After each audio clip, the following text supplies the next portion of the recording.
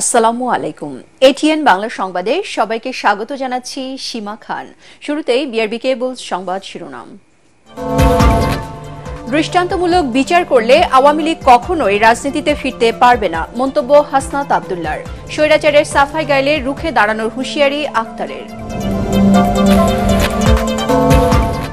রাজনীতিতে ভিন্ন মত থাকলেও ফ্যাসিবাদ প্রতিহতের প্রশ্নে আপোষ নয়, 12 দলীয় জোটের ইফতার মাহফিলে তারেক রহমান। ঐক্যের শক্তিকে অটুট রাখার আহ্বান। সরকারকে সর্বোচ্চ নিরপেক্ষতা বজায় রাখার আহ্বান মির্জা ফখরুলের। রাজনৈতিক দল গঠনে রাষ্ট্রযন্ত্রকে ব্যবহারের অভিযোগ। নির্বাচনে সেনাবাহিনীর ভূমিকায় আস্থা আছে বিএনপির। রাজনৈতিক দলগুলোর সাথে সংলাপের স্বল্প সময়ে জাতীয় ঐক্যমত্য প্রতিষ্ঠা সম্ভব, জানালেন আলী রিয়াজ। নির্বাচনের আগে সংস্কার চায় খেলাফত মজলিস। এবং স্বচ্ছ প্রক্রিয়ায় দেয়া হয়নি টিভি রেডিও লাইসেন্স, জানালেন গণমাধ্যম সংস্কার কমিশন প্রধান। মিডিয়ার বিরুদ্ধে রাজনৈতিক এজেন্ডা বাস্তবায়নের অভিযোগ। শুনছিলেন বিআরবি কেবলস সংবাদ শিরোনাম। সংবাদে এছাড়াও থাকছে, ইসলামিক সংস্কৃতিকে ধারণ করে শিক্ষার্থীদের ধর্মীয় জ্ঞানে সমৃদ্ধ করে গড়ে তোলার আহ্বান এটিএন বাংলা ও এটিএন নিউজের চেয়ারম্যান ডক্টর মাহফুজুর রহমানের।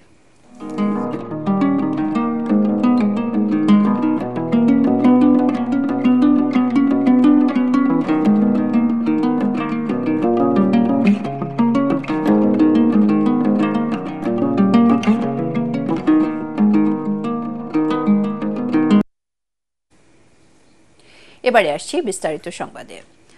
অন্তর্বর্তী সরকারকে আওয়ামী লীগের বিচার নিশ্চিত করার দাবি জানিয়েছে জাতীয় নাগরিক পার্টি। তা করতে পারলে আর কখনোই আওয়ামী লীগ রাজনীতিতে ফিরতে পারবে না বলে মন্তব্য করেছেন এনসিপির মুখ্য সংগঠক হাসনাত আব্দুল্লাহ।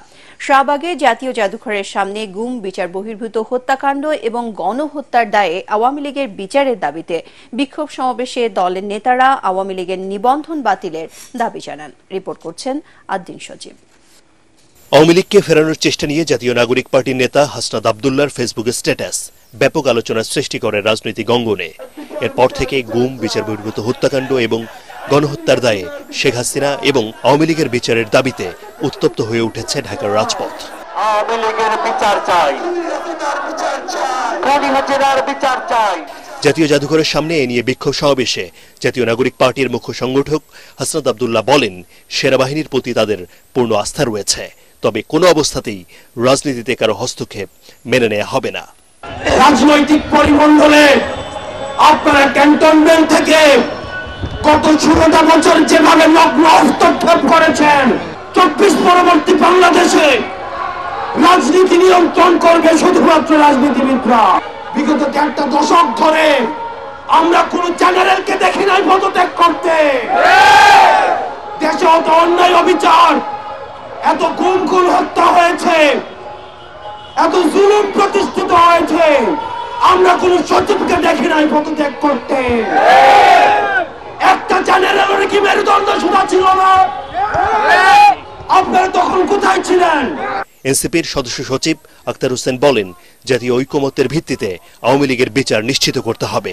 সে পর্যন্ত তাদের রাজনৈতিক কার্যক্রম নিষিদ্ধ সহ নিবন্ধন বাতিলেরও দাবি করেন দলের নেতারা। বাংলাদেশে আওয়ামী লীগের নামে কোন সাংগঠনিক, কোন রাজনৈতিক কার্যক্রম চলতে দেওয়া যাবে না।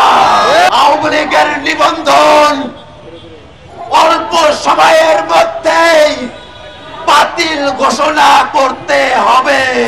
যদি বাতিল করা না হয়, এই ছাত্র জনতা আবার রাজপথে এসে আওয়ামী লীগের নিবন্ধন বাতিল করিয়েই ছাড়বেন।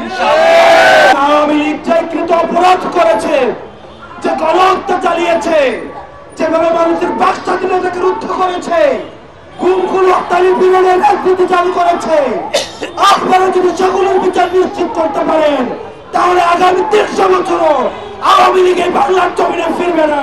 সেই সাথে যারাই আওয়ামী লীগের সাফাই গাইবে, তাদের বিরুদ্ধে ছাত্র জনতা রাজপথে অবস্থান নিবে বলেও জানিয়ে দেয় নাগরিক পার্টি। আদ্দিন সজীব, এটিএন বাংলা, ঢাকা। যে ঐক্য নিয়ে স্বৈরাচারকে বিদায় করা হয়েছিল সেই ঐক্য ধরে রাখার আহ্বান জানিয়েছেন বিএনপির ভারপ্রাপ্ত চেয়ারম্যান তারেক রহমান। রাজনীতিতে ভিন্নমত থাকলেও ফ্যাসিবাদ প্রশ্নে আপোষ নয় বলেও জানান তিনি। 12 দলীয় জোট আয়োজিত ইফতার মাহফিলে তারেক রহমান এসব কথা বলেন। এ সময় মানুষের প্রত্যাশিত গণতন্ত্র প্রতিষ্ঠা ও সংস্কার বাস্তবায়নেরও অঙ্গীকার করেন তিনি। তারেক রহমান বলেন, যে কোনো মূল্যে ঐক্য ধরে রেখে সব ষড়যন্ত্রকে মোকাবেলা করতে হবে। এমন কিছু করা যাবে না যাতে পতিত স্বৈরাচার আবারও ফিরে আসার সুযোগ পায়। স্বৈরাচারের রক্তচক্ষু উপেক্ষা করে বিএনপি 31 দফা সংস্কারের প্রস্তাবনা দিয়েছিল, অথচ এখন দুঃখজনকভাবে সংস্কার ও নির্বাচনকে মুখোমুখি দাঁড় করানো হচ্ছে বলে অভিযোগ করেন তিনি। গণতন্ত্র বলতে একজন সাধারণ মানুষের কাছে এক কথায় নির্বাচন, সংস্কার এবং নির্বাচন, এটিকে মুখোমুখি করে দেওয়া হচ্ছে। যেই ঐক্যকে নিয়ে আমরা স্বৈরাচারকে বিদায় করেছিলাম, সেই ঐক্যকে আমরা ধরে রাখি। আমাদেরকে যে কোনো মূল্যে ঐক্যকে ধরে রাখতে হবে। মতভিন্নতা থাকবে, আমরা বসবো, আলোচনা করব। এমন কিছু আমরা বলবো না, এমন কিছু করা থেকে আমরা বিরত থাকার চেষ্টা করব যাতে করে কোনোভাবেই স্বৈরাচার বা তার প্রেতাত্মারা আবার এদেশের মানুষের কাঁধে চেপে বসতে পারে। ফ্যাসিবাদ বিরোধী জাতীয় ঐক্য নষ্ট হয় এমন কোনো পদক্ষেপ নেওয়া ঠিক হবে না মন্তব্য করে অন্তর্বর্তী সরকারকে নিরপেক্ষতা বজায় রাখার আহ্বান জানিয়েছেন বিএনপি মহাসচিব মির্জা ফখরুল ইসলাম আলমগীর। সংবাদ সম্মেলনে তিনি বলেন, রাজনৈতিক দলগুলোর ঐক্যমত্যের ভিত্তিতে সংস্কার সনদ তৈরি হতে পারে, নির্বাচিত সরকার তা বাস্তবায়ন করবে। তার অভিযোগ, জাতীয় ঐক্যমত্য কমিশনের সুপারিশে রাজনীতিবিদদের পাশ কাটিয়ে অনির্বাচিত ব্যক্তিদের রাষ্ট্রীয় দায়িত্ব দেওয়ার প্রচেষ্টা রয়েছে। মির্জা ফখরুল বলেন, জাতীয় নির্বাচনে সেনাবাহিনীর ভূমিকার উপর আস্থা রাখছে বিএনপি। বিস্তারিত জানাচ্ছেন মইনুল আহসান। স্থায়ী কমিটির সবশেষ বৈঠকে সিদ্ধান্ত জানাতে চেয়ারপারসনের গুলশান কার্যালয়ে সংবাদ সম্মেলনে বিএনপি মহাসচিব বলেন, আওয়ামী ফ্যাসিবাদ বিরোধী যে জাতীয় ঐক্য সৃষ্টি হয়েছে তা ভাঙতে নানা ষড়যন্ত্র হচ্ছে।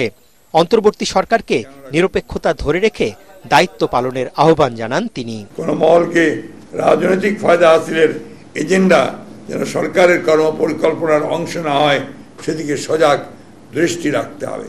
অন্তর্বর্তী সরকারের কোনো উপদেষ্টা ক্ষমতায় থেকে রাজনৈতিক দল গঠন প্রক্রিয়ায় প্রত্যক্ষ পরোক্ষভাবে জড়িত থাকায় জনমনের সংশয় সৃষ্টি হয়েছে।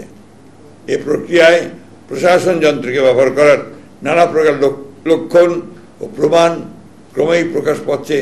মির্জা ফখরুল ইসলাম আলমগীর অভিযোগ করেন, সংস্কার ও নির্বাচন ইস্যুকে একটি মহল মুখোমুখি দাঁড় করানোর চেষ্টা করছে। সংস্কার ও নির্বাচন প্রক্রিয়া দুটোই একসাথে চলতে পারে। রাজনৈতিক দলগুলোর ঐক্যমতের ভিত্তিতে একটি চার্টার অফ রিফর্মস সংস্কার সনদ তৈরি হতেই পারে। নির্বাচিত সরকার পরবর্তীতে যা বাস্তবায়ন করবে। নির্বাচনের ব্যাপারে এর আগেও আপনার সেনাবাহিনী সহযোগিতা করেছে, এখনো করবে, সেটাই তো স্বাভাবিক। জাতীয় ঐক্যমত্য কমিশনের সংবিধান ও নির্বাচন ব্যবস্থা নিয়ে করা সুপারিশের সমালোচনা করে বিএনপি মহাসচিব বলেন, আইন ও নির্বাহী বিভাগকে ক্ষমতাহীন করা আর অনির্বাচিত ব্যক্তিদের দেশ পরিচালনার সুযোগ সৃষ্টির চেষ্টা রয়েছে সুপারিশে। জাতীয় ঐক্যমত্য কমিশনের স্প্রেডশিটের অবস্থা এবং কমিশনের সদস্যদের বিভিন্ন সময়ের বক্তব্য ও বিশেষ কয়েকটি রাজনৈতিক দলের বক্তব্য বিবৃতির মধ্যে মিল পাওয়া যায়, যাতে জনমনে প্রশ্নের জন্ম দিতে পারে যে সকল বিষয়গুলো যেন একটি পূর্ব নির্ধারিত কর্ম পরিকল্পনার অংশ। এনসিসি নামে একটা ফ্রেমের প্রস্তাব করা হয়েছে, সেটার গঠন প্রক্রিয়া এবং কার্য পরিধি যেগুলো বর্ণনা করা হয়েছে, তাতে সমস্ত স্তরে স্তরে দেখা যায় অনির্বাচিত বিভিন্ন ব্যক্তিরা এই সমস্ত কর্মকাণ্ড পরিচালনা করবেন এবং সাংবিধানিকভাবে তাদেরকে ক্ষমতায়ন করার প্রস্তাব করা হয়েছে।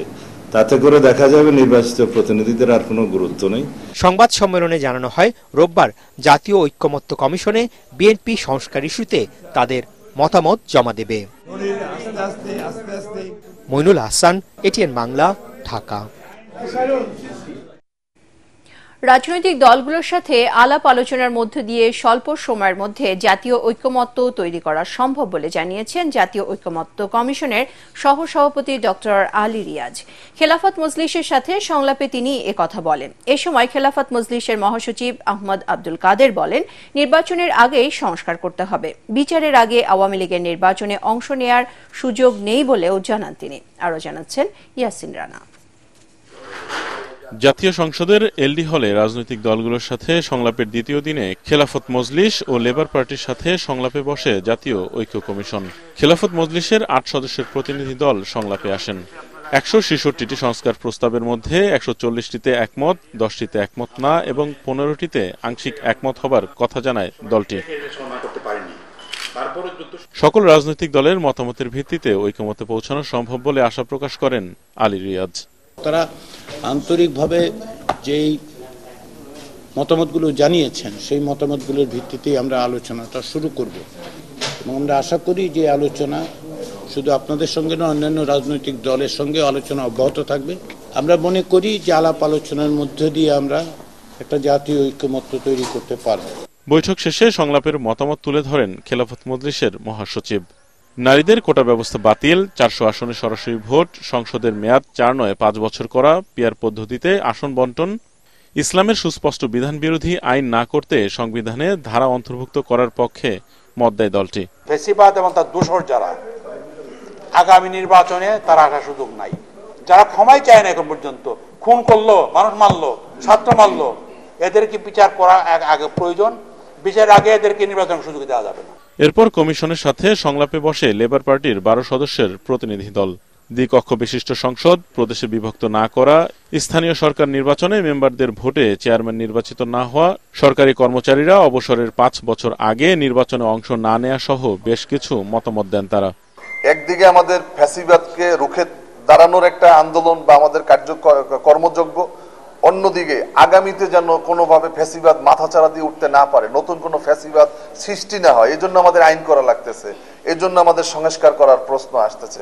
এজন্য এই সবগুলোকে মাথায় রেখেই কিন্তু আমাদেরকে এই সংবিধান সংশোধন করতে হবে। এর আগে বৃহস্পতিবার এলডিপির সাথে সংলাপ অনুষ্ঠিত হয়। রোববার বিএনপি ও জাতীয় নাগরিক পার্টি তাদের মতামত দেবে কমিশনে। ইয়াসিন রানা, এটিএন বাংলা, ঢাকা। গণমাধ্যমগুলো জনস্বার্থ নয়, রাজনৈতিক এজেন্ডা বাস্তবায়নের ক্ষেত্র হয়েছিল বলে জানিয়েছেন গণমাধ্যম সংস্কার কমিশনের প্রধান কামাল আহমেদ। প্রধান উপদেষ্টার কাছে কমিশনের রিপোর্ট জমা দেওয়ার পর তিনি বলেন, রেডিও টিভি লাইসেন্স দেওয়ার প্রক্রিয়া ছিল অস্বচ্ছ। প্রতিবেদনে এক ব্যক্তি বা গোষ্ঠীর কাছে একটি গণমাধ্যম রাখার সুপারিশ করা হয়। এতে বলা হয়, সাংবাদিকদের ন্যূনতম বেতন বিসিএস নবম ক্যাডারের সমপরিমাণ এবং যোগ্যতা অন্তত স্নাতক হওয়া উচিত।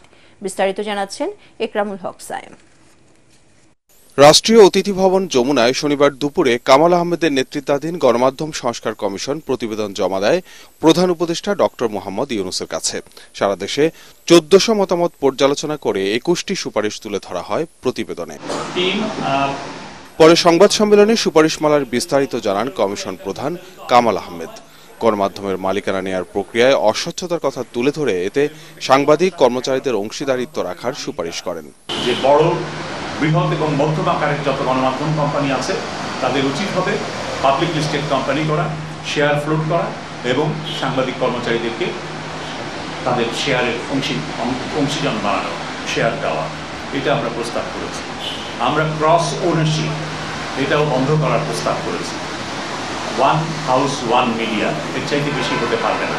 প্রকাশ্য, উন্মুক্ত, স্বচ্ছ প্রতিযোগিতার মধ্য দিয়ে টেলিভিশন, রেডিওর লাইসেন্স দেওয়া হয় নাই। এগুলো সবই দেওয়া হয়েছে নেপথ্য, যোগসাজশে, রাজনৈতিক পরিচয় অথবা অন্য কোনো কারণে। প্রতিবেদনে সাংবাদিকতা সুরক্ষায় আইন করার প্রস্তাব করা ছাড়াও সাংবাদিক, প্রকাশক ও সম্পাদকদের জন্য ন্যূনতম যোগ্যতা নির্ধারণ করে দেওয়া হয়। বিসিএস ক্যাডার সার্ভিসের নবম গ্রেডের যে বেতন স্কেল, সেই বেতন স্কেলের সাথে সঙ্গতি রেখে সাংবাদিকদের এন্ট্রি লেভেলের বেতনটা হতে হবে।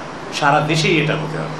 এবং ঢাকায় যেহেতু ব্যয়, জীবনযাত্রার ব্যয় বেশি, সুতরাং ঢাকায় ঢাকা ভাতা একটা যোগ করতে হবে। সরকারি গণমাধ্যম বিটিভি ও বেতার ও বাসসকে স্বায়ত্তশাসন দিয়ে জাতীয় সম্প্রচার সংস্থার মাধ্যমে পরিচালনার সুপারিশ করা হয় সংস্কার প্রস্তাবে। এখন এটা উপযুক্ত সময় বেতার টিভির স্বায়ত্তশাসন ইমপ্লিমেন্ট করা, বাস্তবায়ন করা। আমরা তাই বলেছি যে দুটিকে একীভূত করে একটি জাতীয় সম্প্রচার প্রতিষ্ঠান গড়ে তোলা হোক। এখানে পেশাদার সাংবাদিকদের কাজ করার সুযোগ তৈরি হবে যদি বাসস জাতীয় সম্প্রচার সংস্থার অংশ হিসাবে তার বার্তা বিভাগ হয়ে দাঁড়ায়। প্রচলিত পদ্ধতিতে পত্রিকার সার্কুলেশন সংখ্যা ও টিআরপি নির্ধারণে জালিয়াতির কথা তুলে ধরে সঠিক যাচাই পদ্ধতির সুপারিশ করে কমিশন। আমরা বলেছি এগুলো যাচাইযোগ্য হতে হবে এবং এই যাচাই শুধু সরকার করবে তা না, এই যাচাই শুধু শিল্পের লোকেরাই করবে তা না, এই যাচাইয়ের তৃতীয় পক্ষকে ইনভলভ করতে হবে এবং সেই তৃতীয় পক্ষ হচ্ছে নাগরিক সমাজের প্রতিনিধি। গত বছরের 18 নভেম্বর সাংবাদিক কামাল আহমেদকে প্রধান করে গণমাধ্যম সংস্কার কমিশন গঠন করে অন্তর্বর্তী সরকার। ইকরামুল হক সায়েম, এটিএন বাংলা, ঢাকা। জাতীয় নির্বাচনে প্রার্থী হওয়ার ন্যূনতম বয়স 23 বছর করার প্রস্তাব দিতে যাচ্ছে জাতীয় নাগরিক পার্টি এনসিপি। একই সাথে ভোটারের বয়স 16 বছর করার পক্ষে মতামত দেবে দলটি। রাজধানী বাংলা মোটরে জাতীয় নাগরিক পার্টির অস্থায়ী কেন্দ্রীয় কার্যালয়ে এক সংবাদ সম্মেলনে একথা জানান দলটির যুগ্ম আহ্বায়ক ও সংস্কার প্রস্তাবনা কমিটির সমন্বয়ক সরওয়ার তুষার। আগামীকাল জাতীয় ঐক্যমত্য কমিশনে নিজেদের সংস্কার প্রস্তাব জমা দেবে এনসিপি। এই যে যতগুলো সংস্কার হচ্ছে তার মধ্যে 1 নম্বর প্রায়োরিটি দিয়ে সরকারের উচিত ছিল পুলিশ সংস্কারটা করা, কারণ আপনারা দেখতে পাচ্ছেন পুলিশের কি অবস্থা। ইভেন তারা বলেছেন যে ন্যূনতম প্রার্থী হওয়ার বয়স হচ্ছে 21 বছর। আমরা মনে করেছি যে ইট ইজ টু আর্লি, এটা 23 বছর হতে পারে এবং সেক্ষেত্রে ভোটার বয়স, ভোট দেওয়ার বয়স, সেটা আমরা মনে করেছি যে 16 বছর বয়স থেকে হতে পারে। এটার কারণ হচ্ছে এবারের আন্দোলনে, এটা আমরা আগামীকাল খুব জোর দিয়ে বলবো যে এবারের গণ অভ্যুত্থানে মূলত আপনারা বা সারা বিশ্বে এটাকে জেনজির অভ্যুত্থান হিসেবে বলা হচ্ছে। তো এই যে তারা এত বড় একটা স্টেক তাদের এবার গণ অভ্যুত্থানের মতো তৈরি হয়েছে, এর পরবর্তী যে বাংলাদেশ এবং আসন্ন যে নির্বাচন, এই নির্বাচনে তারা মতামত দিতে পারবে না শুধুমাত্র এই তাদের 18-র নিচে হওয়ার কারণে। এটা আমরা যৌক্তিক মনে করছি না। আওয়ামী লীগ নিষিদ্ধের দাবি জানিয়েছে বৈষম্য বিরোধী ছাত্র আন্দোলনের সম্মিলিত বেসরকারি বিশ্ববিদ্যালয়ের শিক্ষার্থীরা, যারা আবারও ফ্যাসিবাদী অপশক্তিকে দেশে ফেরানোর চেষ্টা করছে তাদের বিরুদ্ধে ছাত্র জনতা নতুন আন্দোলন গড়ে তোলার হুঁশিয়ারি দেন। রাজধানী পূর্বাঞ্চলে বসুন্ধরা আন্তর্জাতিক কনভেনশন হলে জুলাই গণ অভ্যুত্থানের শহীদ ও আহতদের স্মরণে দোয়া ও ইফতার মাহফিলে বক্তারা এসব কথা বলেন। এ সময় জাতীয় নাগরিক পার্টির সিনিয়র যুগ্ম আহ্বায়ক সামান্তা শারমিন ও বৈষম্য বিরোধী ছাত্র আন্দোলনের মুখপাত্র উমামা ফাতেমা সহ অন্যান্যরা উপস্থিত ছিলেন।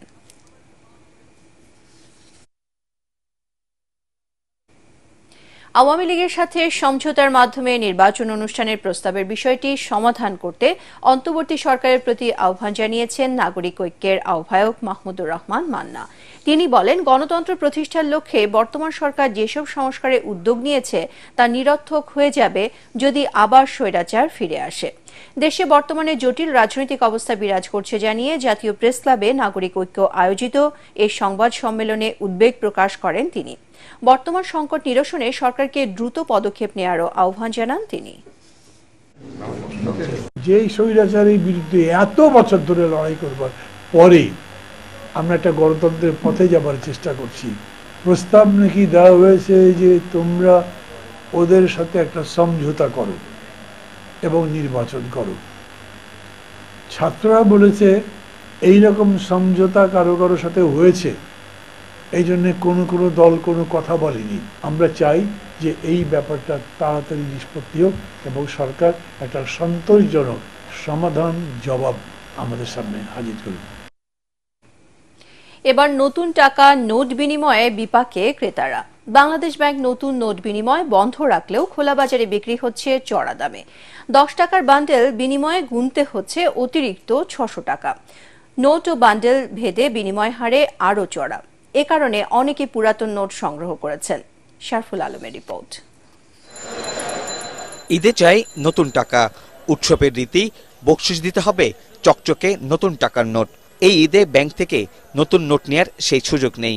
বাংলাদেশ ব্যাংক ঘোষণা দিয়েও শেষ মুহূর্তে নতুন টাকা বিনিময় কার্যক্রম বন্ধ রাখে। এই সুযোগে খোলা বাজারে রমরমা ব্যবসা নতুন টাকায়।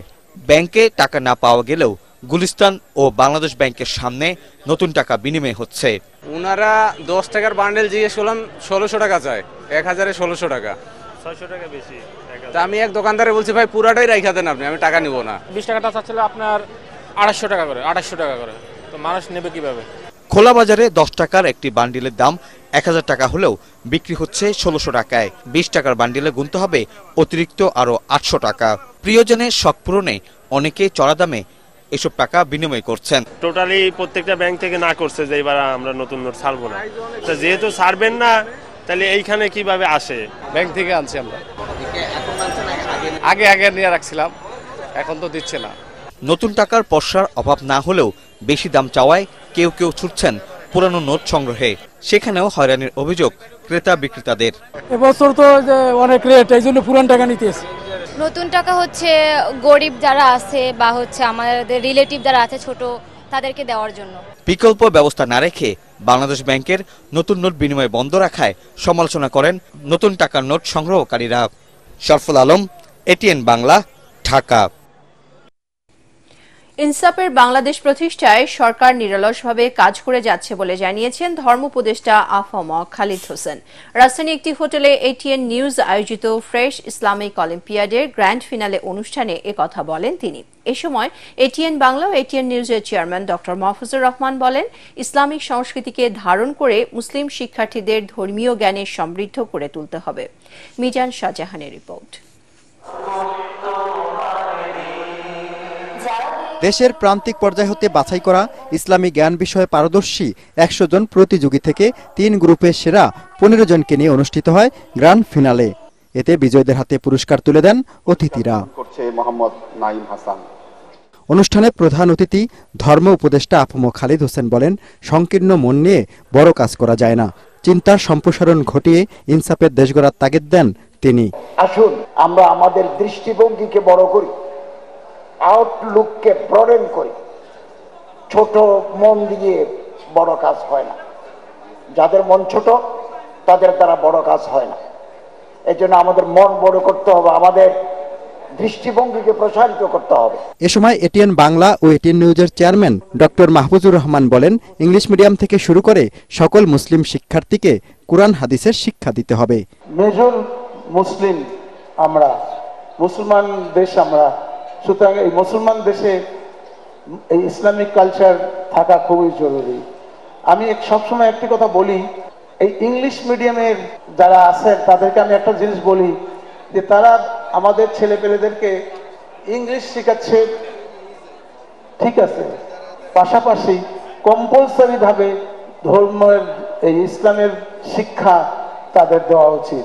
ইংলিশ মিডিয়াম স্কুল যারা চালান তাদের প্রতি আমার বিশেষ রিকোয়েস্ট থাকবে যে আপনারা আমাদের ছেলেমেয়েদেরকে এই ধর্মীয় কিছু শিক্ষা দিবেন, না হলে যারা ইংলিশ মিডিয়ামের ছেলে পেলে এরা ধর্মের থেকে একদম আলাদা হয়ে যাচ্ছে। এটিএন বাংলা ও এটিএন নিউজ শুরু থেকেই গুরুত্ব দিয়ে ইসলামিক অনুষ্ঠান সম্প্রচার করছে বলেও জানান ডক্টর মাহফুজুর রহমান। মিজান শাহজাহান, এটিএন বাংলা, ঢাকা। শেখ হাসিনা গণতান্ত্রিক প্রক্রিয়াকে বাধাগ্রস্ত করেছে, জনগণের ভোটাধিকার হরণ করেছে। এখন আরেকটি শক্তি ভিন্নভাবে নির্বাচনকে বাধাগ্রস্ত করার অপচেষ্টা করছে। যারা নির্বাচনে গণতান্ত্রিক প্রক্রিয়াকে বাধাগ্রস্ত করছে তাদেরকেই এর দায়ভার নিতে হবে বলে মন্তব্য করেছেন বিএনপির স্থায়ী কমিটির সদস্য আমির খসরু মাহমুদ চৌধুরী। সন্ধ্যায় চট্টগ্রাম মহানগর বিএনপি আয়োজিত ইফতার মাহফিলে তিনি এসব কথা বলেন। বক্তব্যে তিনি জাতির সামনে দ্রুত নির্বাচনের দিনক্ষণ তুলে ধরার আহ্বানও জানান।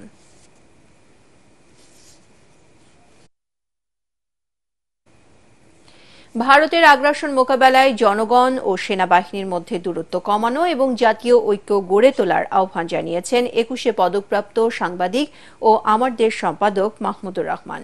তিনি বলেন, জাতীয় ঐক্য গড়তে সেনাবাহিনীকে এগিয়ে আসতে হবে। জাতীয় প্রেসক্লাবে আমার দেশের ঈদ সংখ্যার মোড়ক উন্মোচন অনুষ্ঠানে তিনি একথা বলেন। আওয়ামী লীগের নিষিদ্ধের বিষয়ে জাতীয় নাগরিক পার্টি ছাড়া অন্য কোনো দলের অবস্থান স্পষ্ট নয় উল্লেখ করে তিনি বলেন, ফ্যাসিবাদের বিচারে রাজনৈতিক দলগুলোর মধ্যে জাতীয় ঐক্য জরুরি। এ সময় বর্ষিয়ান সাংবাদিক শফিক রেহমান, লেখক ও গবেষক আব্দুল মান্নান, আমার দেশের নির্বাহী সম্পাদক সৈয়দ আবদাল আহমেদ উপস্থিত ছিলেন। এবারে আল আরাফা ইসলামী ব্যাংক অর্থ সংবাদ।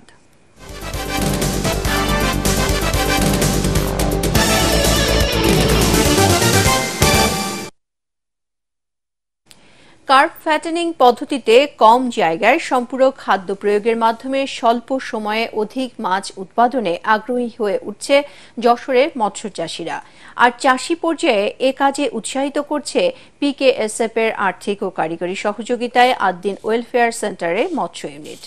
ফলে যাদের বিনিয়োগ ক্ষমতা কম কিন্তু বড় আকারের জলাশয় আছে, এরকম চাষিরা সহজে এ পদ্ধতি অবলম্বন করে লাভজনকভাবে মাছ চাষ করতে পারছেন। যশোর থেকে তামান্না ফারজানার পাঠানো তথ্য ছবি নিয়ে রিপোর্ট, আরও জানাচ্ছেন আশিকুর রহমান।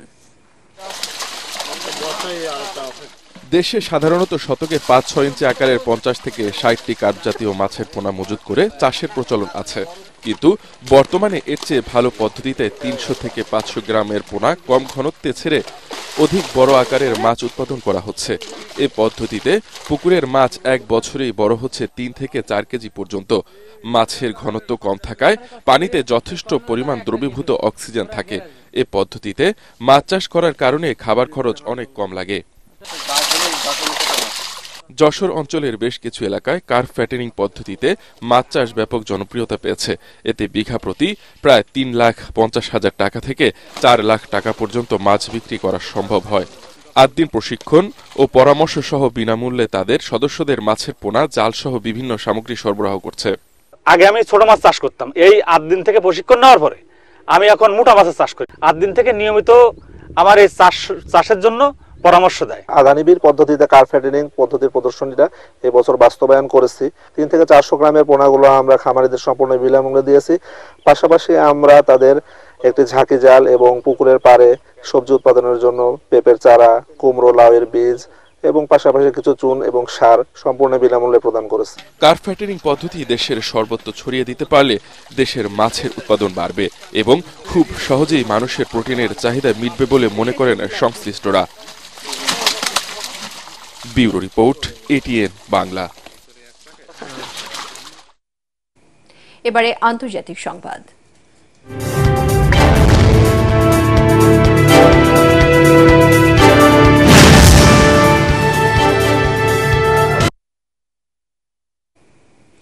ইউক্রেনে শিগগিরই নির্বাচন অনুষ্ঠিত হতে পারে বলে ইঙ্গিত দিয়েছেন মার্কিন প্রেসিডেন্টের মধ্যপ্রাচ্য বিষয়ক দূত স্টিভ উইটকফ। এ ব্যাপারে কিয়েভ রাজি দাবি করে মার্কিন এই কর্মকর্তা বলেন, এ মাসের শুরুতে ট্রাম্পের প্রতিনিধিরা ইউক্রেনের বিরোধী দলগুলোর সাথে যোগাযোগ করেছে, তবে সকল পক্ষ যুদ্ধের কোনো সমাধান না হওয়া পর্যন্ত নির্বাচন চায় না বলে জানিয়েছে। চলমান এই সংঘাত নিয়ে জেলেনস্কির নির্দিষ্ট কোনো পরিকল্পনা নেই উল্লেখ করে আমেরিকা লক্ষ্যহীন এই যুদ্ধের অংশ হবে না বলেও জানান স্টিভ। ২০২৪ সালের মে মাসে প্রেসিডেন্ট হিসেবে ৫ বছরের মেয়াদ শেষ করেন ভলোদিমির জেলেনস্কি। এরপর সামরিক আইনের কথা উল্লেখ করে নতুন নির্বাচন দিতে অস্বীকৃতি জানান তিনি।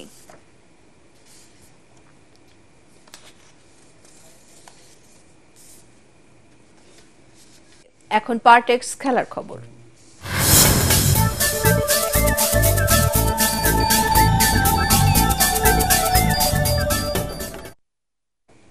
ইন্ডিয়ান প্রিমিয়ার লিগ আইপিএল এর চলতি আসরে উদ্বোধনী ম্যাচ জয়ে কলকাতা নাইট রাইডার্সের বিপক্ষে ১৭৫ রানের টার্গেটে ব্যাট করছে বিরাট কোহলির দল রয়্যাল চ্যালেঞ্জার্স বেঙ্গালুরু।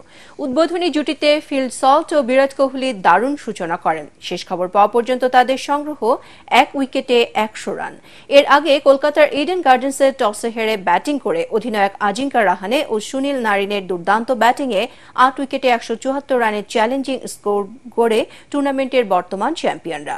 দলের ৪ রানে প্রথম উইকেট হারালেও ওপেনার সুনীল নারিন ও অধিনায়ক রাহানে ১০৩ রানের জুটিতে চাপ সামাল দেন। ৪৪ রান করা সুনীল নারিন প্যাভিলিয়নে ফেরার পরেই ৫৬ রানের পুঁজিতে প্যাভিলিয়নে ফেরেন রাহানে। শেষ পর্যন্ত ১৭৪ রানে থামে তাদের ইনিংস। বেঙ্গালুরুর বোলারদের মধ্যে ক্রুনাল পান্ডে ২৯ রানে ৩ উইকেট তুলে নেন। সংবাদ শেষ করার আগে বিআরবি কেবল শিরোনামগুলো জানিয়ে দিচ্ছি আরও একবার। দৃষ্টান্তমূলক বিচার করলে আওয়ামী লীগ কখনোই রাজনীতিতে ফিরতে পারবে না, মন্তব্য হাসনাত আব্দুল্লাহর। স্বৈরাচারের সাফাই গাইলে রুখে দাঁড়ানোর হুঁশিয়ারি আখতারের। রাজনীতিতে ভিন্নমত থাকলেও ফ্যাসিবাদ প্রতিহতের প্রশ্নে আপোষ নয় ১২ দলীয় জোটের ইফতার মাহফিলে তারেক রহমান। ঐক্যের শক্তিকে অটুট রাখার আহ্বান। সরকারকে সর্বোচ্চ নিরপেক্ষতা বজায় রাখার আহ্বান মির্জা ফখরুলের। রাজনৈতিক দল গঠনে রাষ্ট্রযন্ত্রকে ব্যবহারের অভিযোগ। নির্বাচনে সেনাবাহিনীর ভূমিকায় আস্থা আছে বিএনপির।